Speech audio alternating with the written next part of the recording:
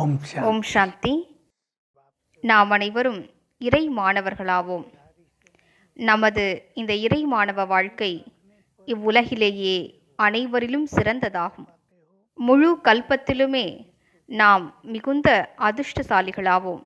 நாம் எந்தளவிற்கு உயர்ந்தவர்கள் என்றால், நமக்கு படிப்பிப்பதற்கு சுயம் பகவானே வந்தாக வேண்டும். வேறு யாருமே நமக்கு படிப்பிக்க இயலாது. எனவே அவரே வரவேண்டியதாகிற்று. மேலும் அவர் நமக்கு 4 சப்ஜெக்டுகளை கொடுத்திருக்கின்றார். அவற்றில் முழு மதிப்பெண்கள் பெறுவதற்கான தூண்டுதலை வழங்கியிருக்கின்றார். இறுதியில் எப்போது நமது தேர்வு முடிவுகள் வெளியாகுமோ அப்போது விநாசமாகிவிடும். விநாசத்திற்கு சிறிது நேரத்திற்கு முன்னர்தான் முடிவுகள் வெளியாகும். பிறகு இவ்வுலகில் விநாசத்தின் தாண்டவ நடனம் ஏற்படும். சிலரோ அஷ்ட ரத்தினங்களாக வெளிப்படுவார்கள். சிலரோ வெற்றி ரத்தினங்களாகி இவ்வுலகின் அழகினை அதிகரிப்பார்கள். சிலர் திரேதாயுகத்தின் உலக மகாராஜாவாக ஆவார்கள். அவர்களுக்கும் தமக்கென்று முக்கியத்துவம் இருக்கும். ஏனென்றால் அவர்களும் உலக மகாராஜா ஆவார்கள். அவர்களது பிரஜைகளும் மிக அதிகமாக இருப்பார்கள். சிலருக்கு ஞானத்தின் சப்ஜெக்டில் அதிக மதிப்பெண்கள் கிடைத்திருக்கும். சிலருக்கோ யோகத்தின் சப்ஜெக்டில் நல்ல மதிப்பெண்கள் கிடைத்திருக்கும். சிலர் உயர்ந்த தாரணைகளின் காரணமாக உயர்ந்த பதவிக்கு அதிகாரியாகி இருப்பார்கள். சிலரோ சேவையை தனது வாழ்க்கையாக்கியதால், தனது அனைத்தையும் ஈடுபடுத்தியதால் நல்ல பதவிக்கு பாத்திரமாகி இருப்பார்கள். ஆனால் யார் 4 சப்ஜெக்டுகளிலும் நல்ல மதிப்பெண்கள் பெற்றிருப்பார்களோ அவர்களே முன்னிலையில் இருப்பார்கள். அவர்கள் 4 சப்ஜெக்டுகளிலும் 90க்கும் மேற்பட்ட மதிப்பெண் எடுத்து மதிப்புடன் தேர்ச்சியடைந்திருப்பார்கள். அவர்களது சக்திகளும் 90% மேல் ஒவ்வொரு நேரத்திலும் உதவி செய்து கொண்டிருக்கும். யாரிடம் சிறந்த ஞானத்தின் பலம் இருக்குமோ அவர்களே நல்ல யோகியாக முடியும்.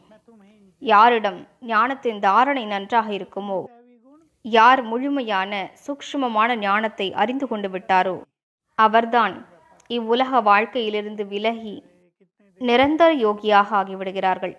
மேலும் யாரிடம் மிகுந்த யோக சக்தி வந்துவிடுமோ, அனைத்து ஸ்தூலமான மற்றும் சூக்ஷ்மமான தாரணைகளை யார் பெர்ஃபெக்டாக கடைபிடித்திருப்பார்களோ அவர்களும் மிக உயர்ந்த பதவி அடைவார்கள்.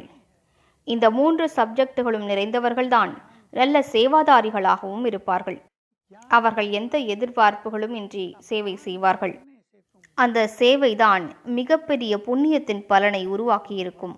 ஒவ்வொரு பாதகமான சூழ்நிலையிலிருந்தும் அவர்களை சகஜமாக கடந்து செல்ல வைக்கக்கூடிய சாதனங்களாக மாறிவிடும்.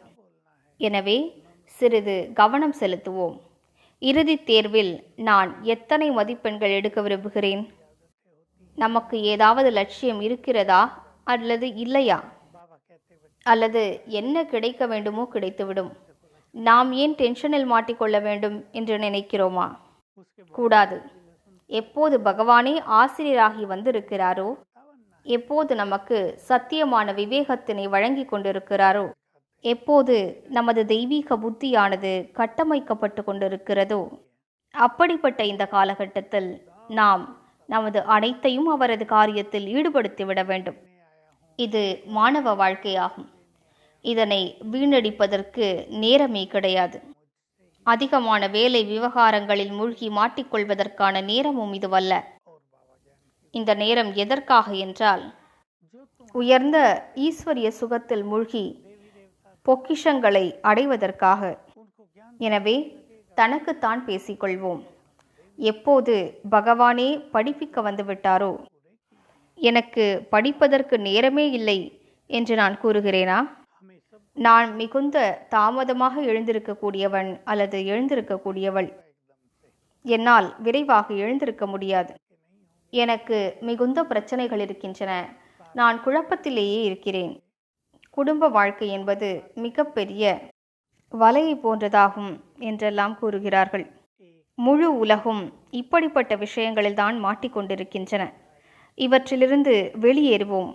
மேலும் உயர்ந்த தன்மையின் பாதையில் நடக்க துவங்குவோம். எனவே என்று முழு நாளும் பயிற்சி செய்வோம். நான் ஓர் மகான் ஆத்மா ஆவேன், மேலும் இறை மாணவனாவேன். சுயம் பகவான் எனக்கு படிப்பிப்பதற்காக வந்திருக்கின்றார். இந்த பெருமிதத்தில் நிலைத்து விடுவோம். மேலும் ஒரு காட்சியை உருவாக்குவோம். முன்னிலையில் அவரே வந்து அமர்ந்து எனக்கு படிப்பிக்கின்றார். என்னை அலங்கரித்து கொண்டிருக்கிறார்.